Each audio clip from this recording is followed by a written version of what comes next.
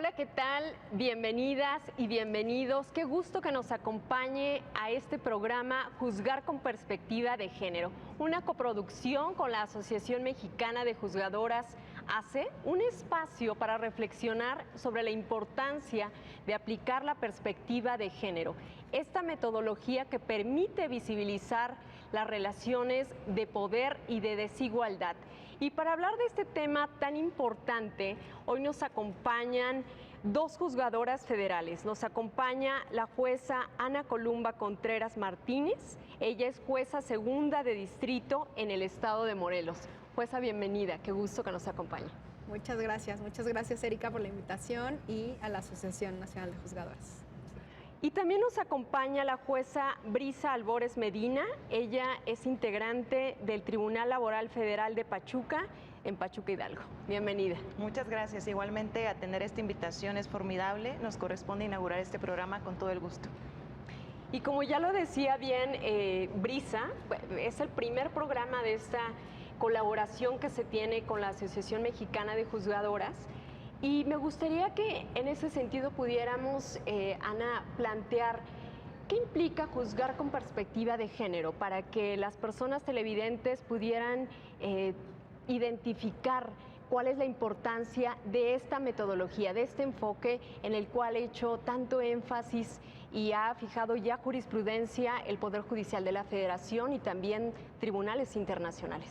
Claro, mira, Erika, la importancia o el tema de juzgar con perspectiva de género es una obligación que tenemos todas las personas juzgadoras para aplicar la metodología que ya estableció la Suprema Corte de Justicia de la Nación en atención o en relación con el protocolo correspondiente para identificar en ciertos asuntos situaciones de desigualdad que puedan generar discriminación por razón de género, no solamente en perjuicio de las mujeres, sino de cualquier género, y visibilizar esas relaciones para realizar acciones dentro del juicio, que ya iremos platicando, para superar esa desigualdad y esas barreras y dar un acceso pleno y efectivo a las personas, acceso pleno y efectivo a la justicia de las personas.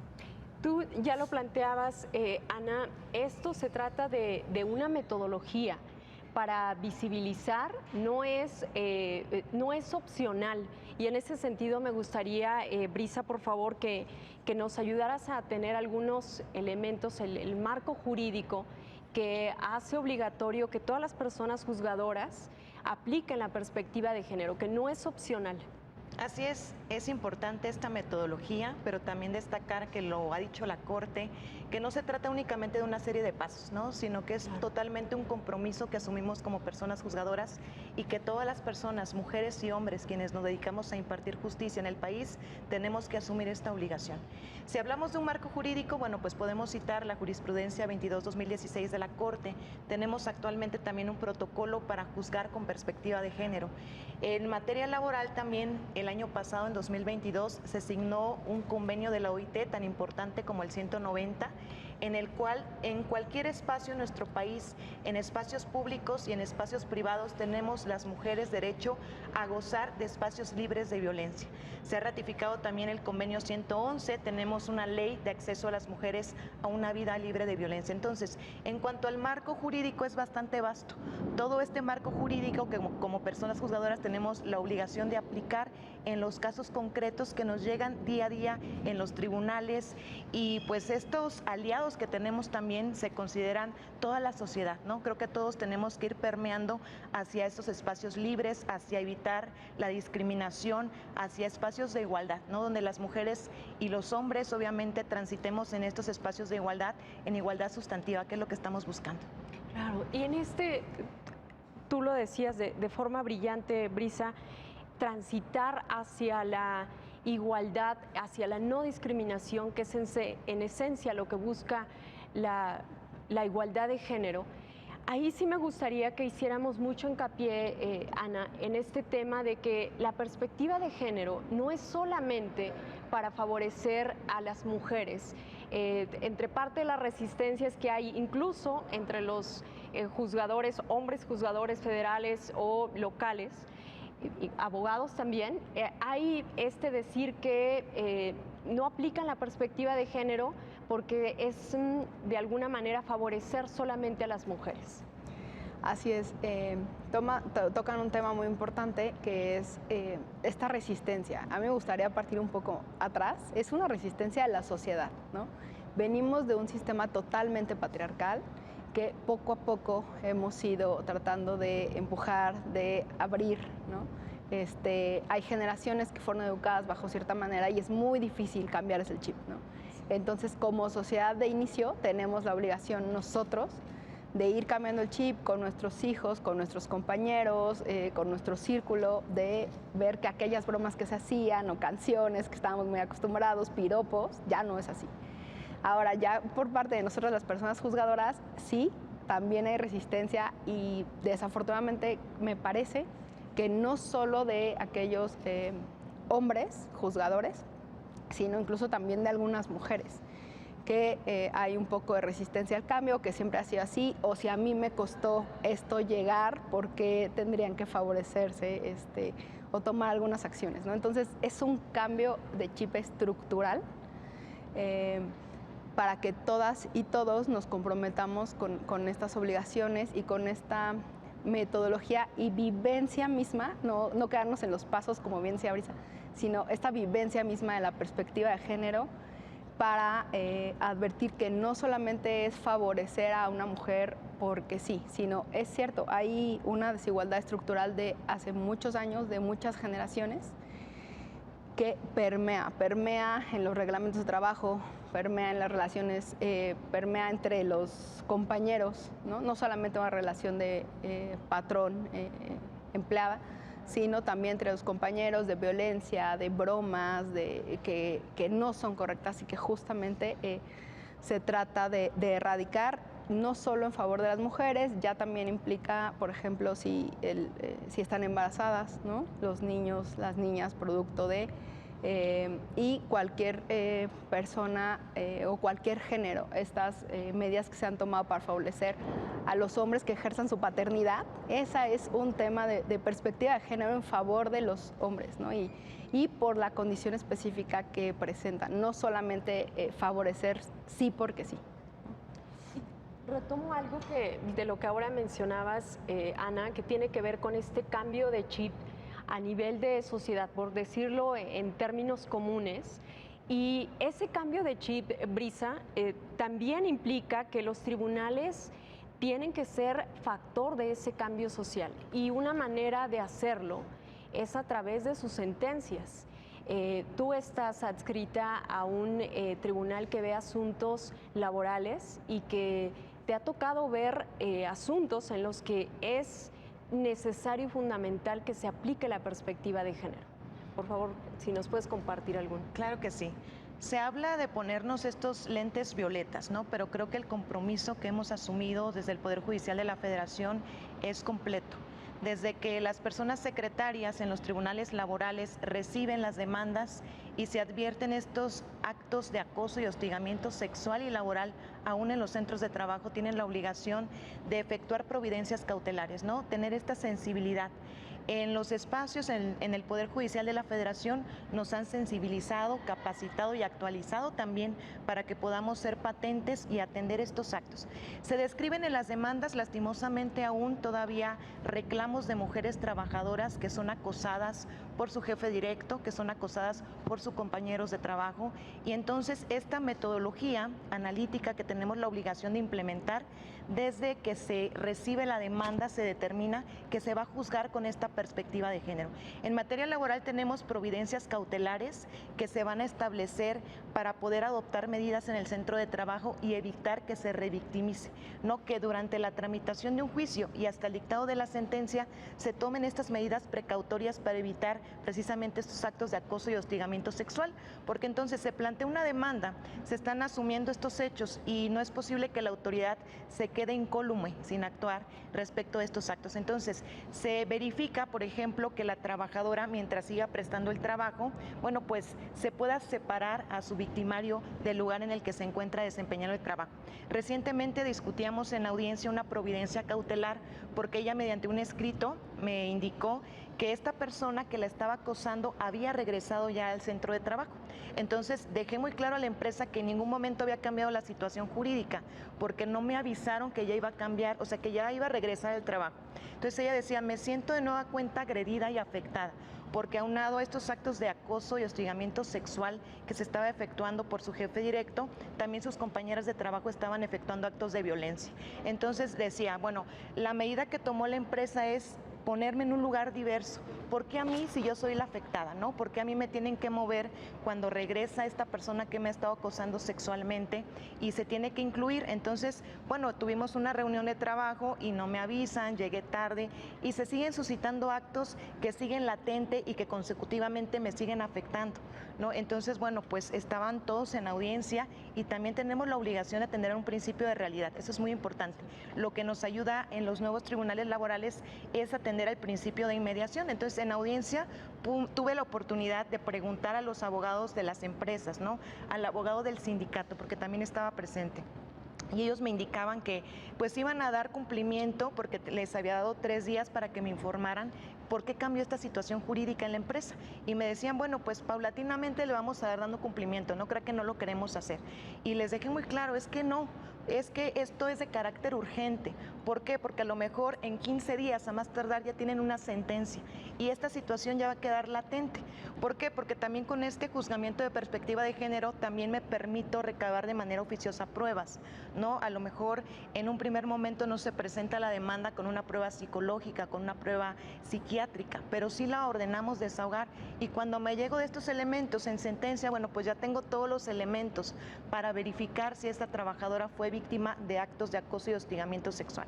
Y hablamos de las mujeres porque históricamente nos damos cuenta que en el sector público, en el sector privado, se siguen cometiendo estos actos de acoso y hostigamiento, no porque sea únicamente relacionado a actos que afecten a mujeres, afectan igualmente a mujeres, a hombres, a las personas de la comunidad sexual, ¿no? de diversidad. Entonces, todos estamos expuestos a estos actos, pero el compromiso que hemos asumido, pues es total, ¿no? Desde que se presenta la demanda se tiene que ver esta protección por parte del derecho laboral, para eso estamos las personas juzgadoras, y en la prosecución, en la secuela procesal hasta el dictado de la sentencia, como bien lo dices, Erika. Brisa, retomo lo que decías respecto a que la perspectiva de género debe estar presente en todas las etapas del proceso. Y una de la etapa tiene que ver con la presentación de pruebas, la admisión, la valoración. Y ahí quisiera que nos compartieras desde tu experiencia, desde estos más de 18 años en el Poder Judicial Federal, Ana, ¿cómo ha sido el aplicar la perspectiva de género en esta parte probatoria, de presentar pruebas, de la valoración? Ok, mira, Erika, justo lo decía Brisa, ¿no? Tiene que estar presente en cada ámbito, desde que se recibe la demanda, las providencias cautelares. Tratándose propiamente del tema de pruebas, desde la admisión, además de que las personas juzgadoras debemos verificar su idoneidad y pertinencia, si desde ese momento se advierte una posible situación de desigualdad, tenemos la obligación de ordenar el desahogo de pruebas de oficio, atendiendo también a las pruebas que nos exhiban las partes.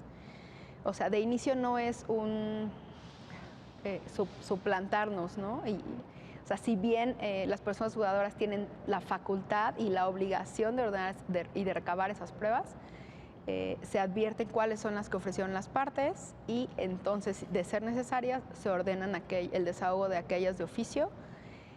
Por ejemplo, en el tema ya del desahogo, debemos cuidar mucho no revictimizar a la persona trabajadora o quien está en esa situación de desigualdad, ¿no?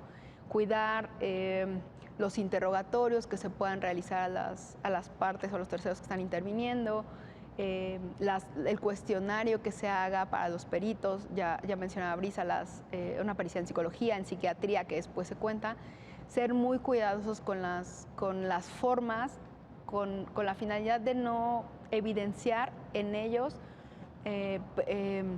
prejuicios o estereotipos por razón de género, ni revictimizar, ¿no? Ya para el tema de la valoración individual o conjunta de las pruebas, También tenemos que, como personas juzgadoras, ser muy conscientes y estarnos cuestionando todo el momento, en todo momento, si lo que estamos analizando va o parte puede ser de algún estereotipo, algún prejuicio que nosotros podamos tener y despojarnos de cualquier ese aspecto para ser muy objetivos y darle valor probatorio a aquellas pruebas que sí lo ameritan y que tienden a probar hechos que nos pueden evidenciar ya sea la relación de desigualdad o no. Pero a veces si hay algún prejuicio, algún estereotipo y a partir de esos lentes es que estamos juzgando, podemos caer solamente en este tema de considerar las pruebas y darles valor demostrativo pleno de aquellos hechos que nos dejan a un lado la situación de desigualdad porque siguen perpetuando un estereotipo, ¿no? Por ejemplo, al valorar alguna renuncia de una mujer embarazada, pues se cree en la sociedad que la mujer embarazada y después ya con su bebé, pues debería dedicarse a cuidar a su bebé y entonces es lógico que pudiera renunciar, ¿no? Entonces, por ejemplo, al valorar esas pruebas, que tenemos que quitarnos de ese estereotipo para poder apreciar los hechos como fueron, si es creíble en su caso que la trabajadora, pese a encontrarse embarazada, hubiera presentado su renuncia, analizar todo el contexto general e individual de esta persona para apreciar los hechos y conocer la verdad, ¿no? Atendiendo al principio de realidad que está en la Constitución y que estamos obligados todos los juzgadores a atender, es saber en los hechos realmente qué es lo que pasó para lo que te dije desde el principio, es dar un real y efectivo acceso a la justicia a las personas, ¿no? O sea, la perspectiva de género me parece parte de esa base, de que aquella persona que se encuentre en desigualdad pueda tener alcance pleno para que se tenga justicia por parte de nosotros los tribunales. Y retomo este principio de realidad y que ya mencionaba Brisa, porque yo creo que ustedes, tú lo podrás plantear mucho mejor, Brisa, desde ahora siendo jueza laboral. ¿Qué tan importante ha sido la reciente reforma laboral para cambiar y acabar con esas desigualdades, con esta división sexual de trabajo que ha habido históricamente y también aplicando principios como el de la realidad para resolver los asuntos? ¿Qué tan importante ha sido allegarse, sí, de la perspectiva de género, sí, del enfoque de derechos humanos, sí, de la reforma laboral? Y no sé si tú coincidirás conmigo en que en todos esos la perspectiva de género es transversal, que es también un hilo conductor. Así es, creo que la reforma constitucional y la reforma legal en materia laboral se ha establecido como un parteaguas para nuestra sociedad, ¿no? Hoy más que nunca se tiene que afianzar a la sociedad para que cuando existan problemas en el trabajo, ¿no? Problemas entre beneficiarios, en instituciones públicas, en instituciones privadas, en empresas paraestatales, organismos públicos descentralizados, bueno, pues acudan a la justicia laboral. Es muy importante. Y hablando de género, hablando de mujeres, de nuestro género, bueno, pues las mujeres trabajadoras tienen que saber que no se encuentran desprotegidas, tienen que saber que, como lo dices, estructuralmente tenemos este diseño históricamente en nuestra sociedad, de que, por ejemplo, tenemos un rol de mujer cuidadora, ¿no? Eso nos impacta en nuestra carrera judicial, por ejemplo, adentro, ¿no? Adentro del Poder Judicial Federal, en la labor impacta específicamente en el ámbito laboral. ¿Por qué? Bueno, porque se dice que la mujer por autonomacia tiene esta obligación de cuidar de la crianza de los hijos e hijas. Entonces vemos que no, que nuestra sociedad le conviene que también se vaya equilibrando y se vayan haciendo equitativas esas labores. También los hombres se pueden involucrar también a las labores de cuidado.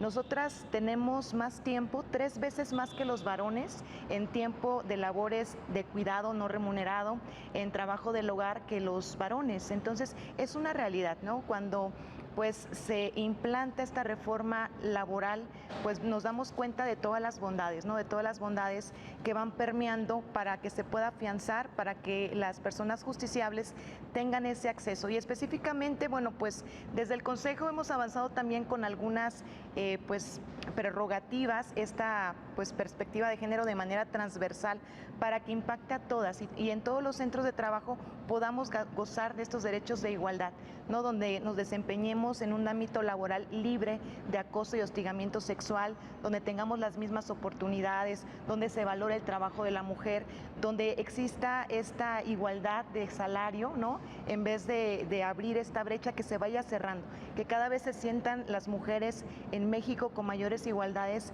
y que mejor en el ámbito laboral. Claro, y si afortunadamente esta reforma laboral vino a visibilizar estas áreas de oportunidad justamente para visibilizar la cancha dispareja que había en términos de división sexual del trabajo, de lo segregado que históricamente hemos estado las mujeres en cuanto a derecho laboral. Lo cierto es que no ha habido el mismo avance en otras áreas del derecho, como es el área administrativa, el área fiscal, el área civil. Ahí que a ti te ha tocado estar más de cercana, ¿cuál ha sido esta resistencia a aplicar la perspectiva de género? Porque afortunadamente en tema laboral se va avanzando, en tema penal también, pero en otras áreas del derecho pareciera que no hay tanto avance. Así es, me parece que en el tema civil, familiar, sí se ha hecho un gran avance, sobre todo en estas labores de cuidado. Hay un asunto, me parece muy importante incluso para personas juzgadoras, ¿no? Que se cuestionaba la alta exigencia y demanda de tiempo que tenemos como juzgadoras frente a la labor de cuidado de nuestros hijos e hijas, ¿no? Entonces, pues no es incompatible, ¿no? Esas cuestiones. Pero sí, por ejemplo, en el ámbito administrativo, no es tan marcada por el tipo de relación que se da. Me parece que no ha sido tan marcado o no se han analizado tantos asuntos con esta perspectiva. De bote pronto recuerdo algún asunto que resolvió la Corte donde se cuestionaba la diferencia de edad y años de servicio para la jubilación por parte del ISSSTE de mujeres y hombres. Entonces el juicio de amparo lo promovió un hombre alegando discriminación por razón de género, porque decía, es que ¿por qué a las mujeres se les exigen 2 años menos que a mí para poder, o sea, que a los hombres para poder jubilarnos, ¿no? Entonces la Corte, me parece, hizo un magnífico estudio precisamente atendiendo a estas dobles o triples jornadas de trabajo, a las labores de crianza, a las labores de cuidado, que es cierto, o sea, históricamente lo hacemos, es una realidad, y que si bien estamos pugnando y transitando poco a poco a que estemos en igualdad de circunstancias en estas labores del hogar y de cuidado, tanto hombres como mujeres involucrados a 50-50, lo cierto es que no es todavía así, ¿no? Entonces, que eso está justificado para que las mujeres se puedan jubilar 2 años antes que los hombres. Se les exija menos edad y años cotizados para poder acceder a ese beneficio de seguridad social. Pero un poco, sí es el ámbito administrativo, pero también con mucho tinte de seguridad social, ¿no? Claro, y por ejemplo, reconocimiento de lo que implica la doble jornada de trabajo, ¿no? Que también ahí va implícito pues para mujeres juzgadoras, pero también para la mujer que sale a hacer labores domésticas, que también está en oficinas. Sí, también para ellos está este reconocimiento de labores domésticas. Vamos a hacer una pausa y regresamos. Estamos platicando con 2 juzgadoras federales sobre la importancia de aplicar la perspectiva de género de forma transversal en los asuntos que les toca resolver. No le cambie, regresamos.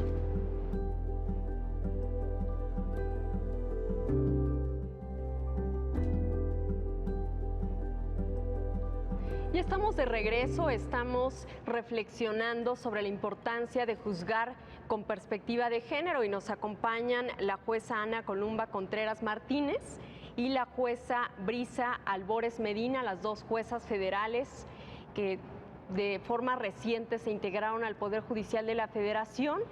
Y quisiera retomar el discurso que dio ahora nuestra ministra presidenta Norma Lucía Piña Hernández en esa toma de protesta de juezas en noviembre del año pasado. La ministra presidenta decía que no se nace jueza, no se nace magistrada y no se nace ministra. Es algo que se va construyendo, que implica romper techos de cristal, que implica también acciones afirmativas. Y te preguntaría a ti, Brisa, porque además sé que venías de litigar, de estar en una junta de conciliación y arbitraje, y que entraste al Poder Judicial de la Federación en este concurso abierto como parte también de una acción afirmativa.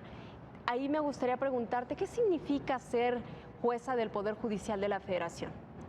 Pues qué linda pregunta. La verdad que un día te ves ganando el concurso, ¿no? Con la emoción de que ves tu nombre en la lista. Y al otro día, bueno, pues ya te toca enfrentarte a conformar un equipo de trabajo, a hacer esa lideresa frente a tu equipo, a sumarlo, a sumar voluntades. Sabemos que tenemos arduas responsabilidades en el Poder Judicial de la Federación, que somos mujeres comprometidas, ¿no? Y hemos entendido también que la justicia tiene muchas caras. Y qué bello ver cuando vas a audiencia y ves que es una mujer, tal vez una mujer joven la que está en audiencia, pero eso quiere decir, bueno, que venimos empujando, ¿no? Estas nuevas generaciones venimos empujando con muchas ganas de estar adelante, con ganas de impartir justicia, con responsabilidad, con autonomía, con independencia, con profesionalismo. ¿Qué significa? Bueno, pues asumir esta responsabilidad con total vocación, saber que formamos parte, pues es interdependiente de todas las personas que conforman el tribunal, que es muy importante toda la labor que hacen, y asumir esta responsabilidad, ¿no? Siempre con el ejemplo, siempre levantándote y dando lo mejor de ti. Me preguntan los compañeros que cómo hago para, bueno, pues las arduas jornadas que tenemos, y al otro día estar pues con toda la actitud y las ganas de estar en audiencia y estar dirigiendo y previendo que todo vaya marchando bien. Yo creo, y siempre les comparto, bueno, porque recuerdo la importancia del asunto que tengo al otro día. Tal vez la cara sea esta mujer trabajadora que ha sido víctima de acoso y hostigamiento sexual, tal vez sea un trabajador despedido injustificadamente, tal vez sea una persona que no tiene una pensión hoy día y que ese va a ser su ingreso. Entonces, para mí eso pues es muy sensible, esencial que me levante, que vaya con todas las ganas al tribunal, a dar lo mejor de mí, a formar alianzas, ¿no?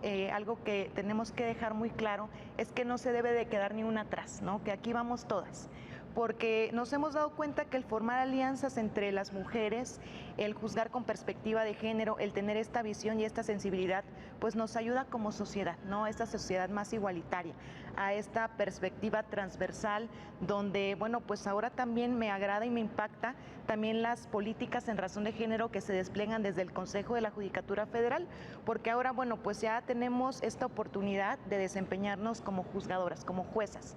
En ese orden, bueno, pues también tenemos que compaginar nuestra vida laboral con nuestra vida personal y familiar. Eso es muy importante y bueno, pues vemos cómo se ha avanzado también en temas como la lactancia digna. Se han homologado también las licencias de maternidad y de paternidad. Eso es muy patente, muy latente.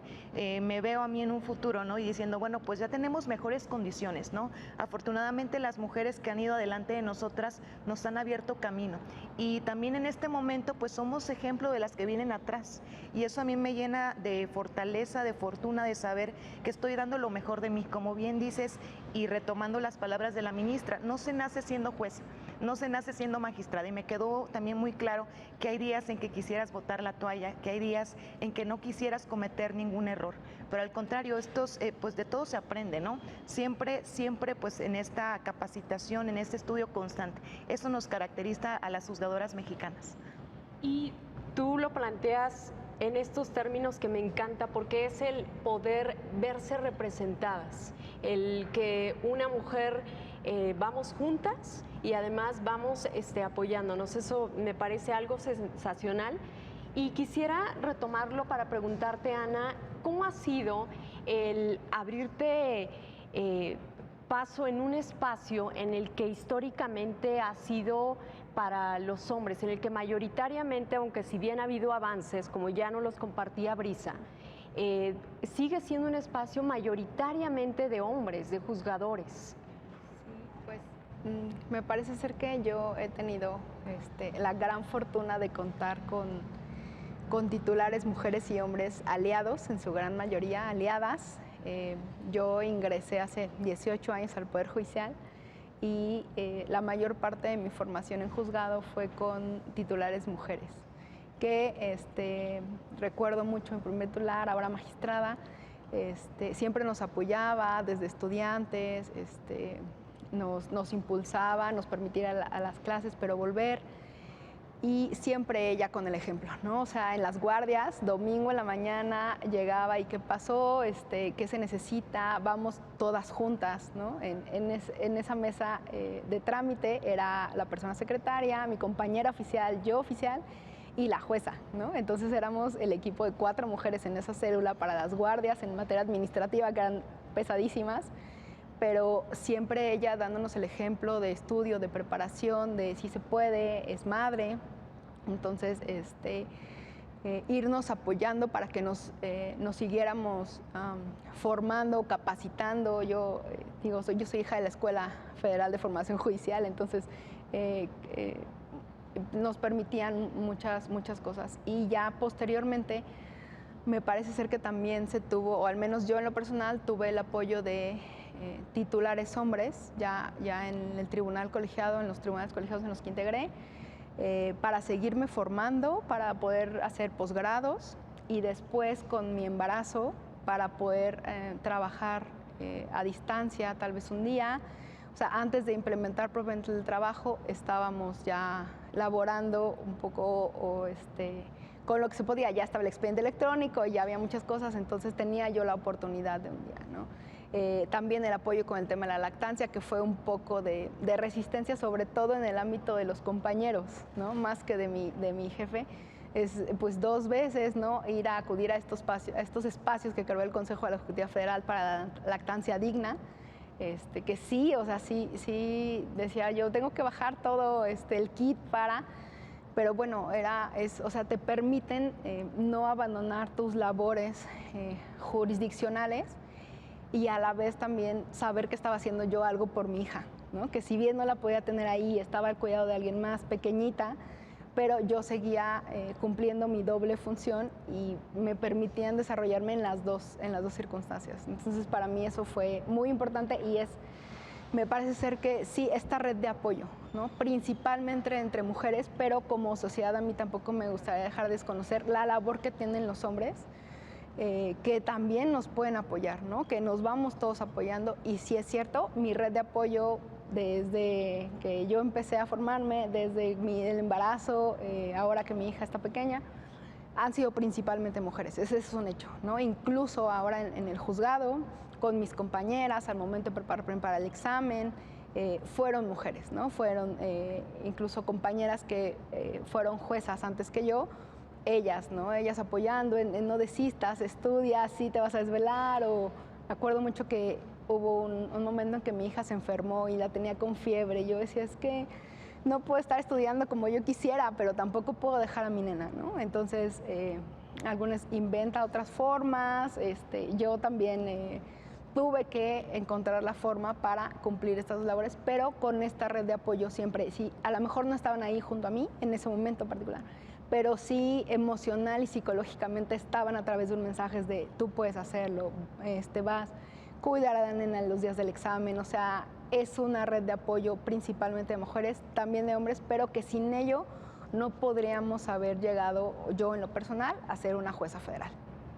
Y en ser jueza federal, Brisa, ¿qué te ha representado a ti en cuanto a los retos de que te reconozcan y te nombren como tal, como jueza federal? ¿Sí has encontrado en tu equipo de trabajo esta resistencia? Tú estuviste en Junta de Conciliación y Arbitraje, igual un espacio principalmente en el que históricamente estuvo pues encabezado por hombres en esos temas. ¿Qué tanta resistencia has encontrado tú en el juzgado? Bueno, pues sí, como lo refieres, me incluyo en esta convocatoria, en la primera generación, para formar parte de estas mujeres juzgadoras, mujeres y hombres juzgadores en materia laboral. Entonces, bueno, pues ha sido también reconstruir, reeducarnos, ¿no? Como equipo de trabajo, decir, bueno, pues les ha tocado tener una mujer jefa, una mujer juzgadora. A veces pienso, bueno, pues a lo mejor les hubiera gustado más estar en un equipo de un varón, ¿no? Que los dirigiera un hombre, pero así les tocó en la realidad, ¿no? Entonces, pues me ha tocado afianzarme, que se den cuenta que las mujeres podemos ser líderes genuinas también, que somos también estos agentes de cambio que impactan en la sociedad y que como cualquier persona tenemos las mismas capacidades. Sin embargo, cuando una mujer asume una situación de poder, una decisión, un poder de decisión, bueno, pues entonces los reflectores están sobre ti, a ver si tienes capacidad, tienes experiencia, y yo creo que esto ya lo vio el legislador, ¿no? Desde que vi la convocatoria, bueno, pues yo me postulé para referir si tengo la capacidad y la experiencia para ser juzgadora. Pero desafortunadamente a las mujeres nos corresponde en los centros de trabajo afianzarnos todos los días, ¿no? Desde que pasa el justiciable a verte y a decirte, bueno, pues no pensé que eras así, ¿no? Yo esperaba ver un varón, no esperaba ver la cara de una mujer, pero bueno, te vengo a plantear mi asunto, o en audiencia, ¿no? Me tocó alguna vez alguna persona abogada que me dijo, ¿cómo quiere que le diga? Señorita, señora, jueza, y yo digo, bueno, pues para mí eso es irrelevante, ¿no? Yo creo que si fuera un compañero hombre, de ninguna manera le preguntan si quieren nombrarlo señorito o señor, ¿no? Entonces yo creo que eso es irrelevante en la función, es una persona mujer que está asumiendo este rol de juzgadora y que de la misma manera, con la misma seguridad y conocimiento, va a resolver un asunto. Pero sí, tenemos que ir rompiendo estas barreras todavía como mujer juzgadora. Y en el Poder Judicial Federal, sabes, nos inspira mucho ver cómo ahora que tenemos a una aliada como la ministra presidenta desde la Corte, desde el Consejo de la Judicatura Federal, ver cómo cada vez van llegando más mujeres en estos puestos de decisiones, ¿no? Nuestra Escuela Federal de Formación Judicial hoy se encuentra también dirigida por una mujer. El Instituto Federal de la Defensoría Pública es dirigido por una mujer. Entonces parece que a veces ponemos en el ojo del reflector a ver si va a hacer bien su trabajo. Cuando llega un varón, de ninguna manera nos preguntamos eso, ¿no? En la mujer, bueno, pues se fijan si va bien vestida, si es adecuada, si tiene el conocimiento, si tiene labores de cuidado, porque entonces va a descuidar la función jurisdiccional. Y no, nos encontramos con mujeres muy comprometidas. No, el hecho de que la justicia sea impartida por mujeres nos garantiza pues que no haya corrupción. Eso es algo muy importante. No se han medido y se ha visto que no hay corrupción, que existe este acercamiento, esta cara de la justicia distinta. Eso nos afianza muchísimo, y yo creo que en el Poder Judicial Federal justo se han dado pasos firmes para poder determinar, para ir pugnando, obviamente como lo refieres. Sí existe esta resistencia, la realidad es que todavía existe la resistencia, dicen algunas compañeras, es que muchas no quieren participar para ser magistradas porque entonces te vas a integrar un tribunal colegiado con hombres, ¿no? Que cuando en la realidad en el Poder Judicial todavía los tribunales colegiados están propiamente más constituidos por hombres. En el estado en el que me encuentro la mayoría son varones, entonces llegas a constituir un tribunal colegiado con 2 varones y bueno, pues parece que a veces llegas a imponerte, ¿no? No te sientes con esta pues cercanía porque pues ya está este pacto también patriarcal que nosotros pues nos corresponde aquí y levantar la voz y hacerte notar, que creo que es algo más desgastante que lo que naturalmente hace una persona juzgadora cuando es hombre. Claro, porque hay este doble demostrar que tenemos la capacidad, que tienen la capacidad como juzgadoras federales, que están preparadas, ya lo decía la ministra presidenta, reconózcanse como juezas, reconózcanse como fruto de esa acción afirmativa, porque les ha implicado toda una preparación. Y en ese sentido te preguntaría, Ana, ¿cómo seguimos? ¿Cómo podemos avanzar rompiendo techos de cristal?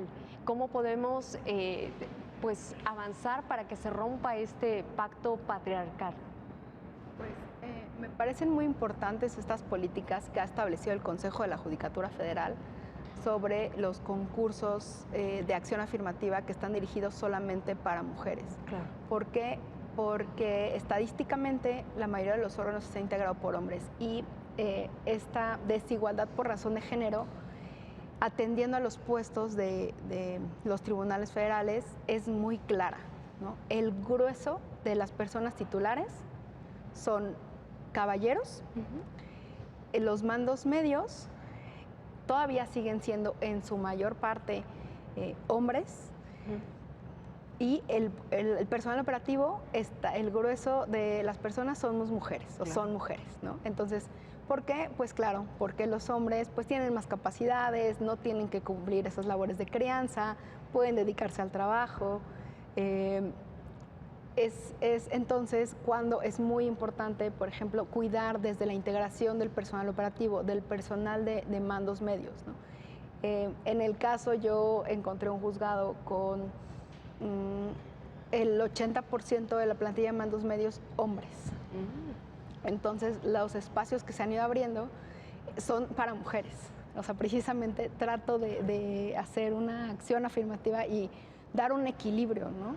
Para que precisamente si se da el acceso a los operativos a que sean mandos medios, ellos son quienes pueden ya posteriormente concursar para ser titulares. Entonces, es un trabajo que si bien se trae ya la línea desde el Consejo de la Judicatura y que tanto Brisa como yo somos producto de una acción afirmativa para ingresar a ser juzgadoras, me parece ser que ya también hay políticas del Consejo y nosotros estamos obligados a aplicarlas al momento de seleccionar el personal y de adoptar estas medidas que permitan tanto a hombres como mujeres cumplir sus labores de crianza, sus labores de trabajo, pero sí atendiendo a estas desigualdades para que todo se dé en un plano de igualdad, para que se tienda siempre a la igualdad, ¿no? Alguien, no me acuerdo quién comentaba, siempre juzgar con perspectiva de igualdad, no de perspectiva de género, sino habría que tener ya una perspectiva de igualdad de todas las personas, tanto en los asuntos que tenemos sometidos a nuestro conocimiento como en los asuntos que día a día se viven con el personal. Claro, incluso en la forma administrativa en la que está organizado juzgados, tribunales, el propio consejo que pueda permear esta igualdad de género, de igualdad, no discriminación en cada una de nuestras actividades. Y ahí me gustaría retomar y que nos pudieran compartir ya como juezas federales algún asunto que les haya hecho reflexionar y estar cada vez más seguras de la necesidad de que sean juezas constitucionales, juezas federales y también juezas con la obligación de aplicar y respetar, promover los derechos humanos. Claro, bueno, te comparto un asunto. Llegó a mis manos un asunto de una chica trabajadora que era acosada por sus compañeros de trabajo, por su jefe directo. Y bueno, pues también a raíz de la reforma se han establecido sanciones a los patrones que permitan o que toleren estos actos de acoso y hostigamiento sexual. Yo les dejo muy claro en las audiencias, esta mujer trabajadora como cualquier otra viene al centro de trabajo a prestar un servicio. No viene de ninguna manera a permitir o a esperar un piropo del compañero de trabajo que le digas qué bella te ves hoy, o a recibir insinuaciones de índole sexual, ¿no? Como cualquier persona se levanta y acude a su centro de trabajo porque requiere un ingreso para su casa, para su familia, y entonces, bueno, pues fue víctima de estos actos de acoso y hostigamiento sexual que fueron delimitados y visibilizados por una prueba en materia de psicología, que en un primer momento y en esta perspectiva de género tal vez no lo podemos visibilizar, ¿no? Tal vez incluso decía el perito, bueno, es que es un asunto muy sensible, un asunto en el que ya extrayendo toda la entrevista y con el interrogatorio que hacemos directamente al perito oficial, me decía, bueno, es que esta chica le ponían en su carro imágenes de penes, imágenes, frases obscenas, y bueno, decía que tenía una marcación personal, se acreditó que tenía una marcación personal por su jefe directo.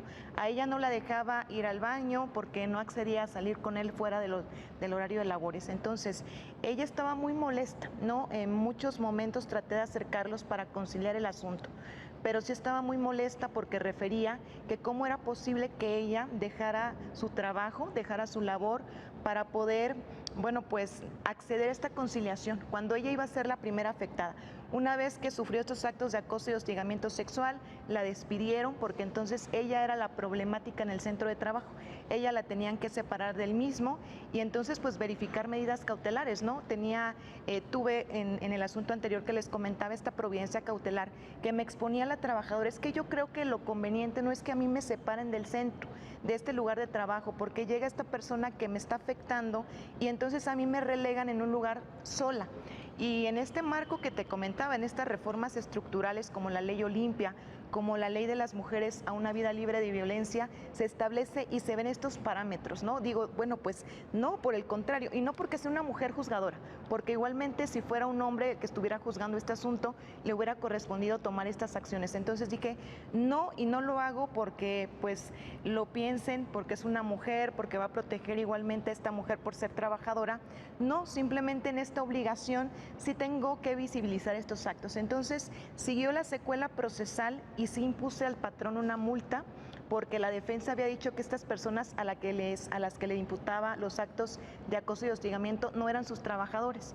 Entonces advertí que toleró totalmente estos actos en el centro de trabajo, ¿no? Estos actos de acoso y hostigamiento sexual. Entonces impuse una multa y también los centros de trabajo tienen la obligación hoy día de establecer protocolos para prevenir y para erradicar los actos de acoso y hostigamiento sexual y la no discriminación, que es muy importante también como juzgadoras, pues efectuar un lenguaje incluyente, un lenguaje no sexista y discriminatorio, ¿no? Evitar que se revictimice a esta persona porque traje a los trabajadores y obviamente negaron estos actos, pero vamos a evitar también encararnos.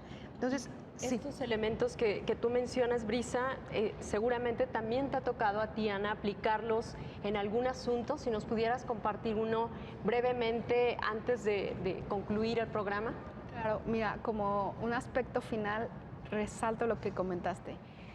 La importancia que somos juezas federales, somos juezas constitucionales, ¿no? No tenemos que perder de vista ese aspecto, nuestras obligaciones, sí en materia de juzgar con perspectiva de género, también en razón de las obligaciones que nos impone el artículo 1 constitucional. Entonces, esta obligación que en muchos asuntos hay que analizar el caso, no solo desde la óptica de la perspectiva de género, sino también de un tema de interseccionalidad, ¿no? Porque puede haber una desigualdad, una discriminación, no solamente por género, sino también por edad. Tuve un asunto precisamente de una persona que trabaja en el ayuntamiento y que estaba siendo acosada, alegaba ella precisamente por ser mujer y por una cuestión de edad, que decían pues que no servía para los trabajos que se necesitaban hacer, por ser mujer precisamente y pues porque ella estaba muy grande para realizarlos. Entonces, siempre advertir este tipo de asuntos desde todas sus aristas y desde todos los aspectos que pueden generar una desigualdad en las personas. Por supuesto. Pues, jueza Ana Columba Contreras, muchas gracias por acompañarnos. Jueza Brisa Álvarez Medina, muchas gracias. Y a usted, muchas gracias por ser parte de esta reflexión sobre la importancia de juzgar con perspectiva de género. Lo esperamos para nuestro siguiente programa con esta coproducción con la Asociación Mexicana de Juzgadoras. Hasta pronto.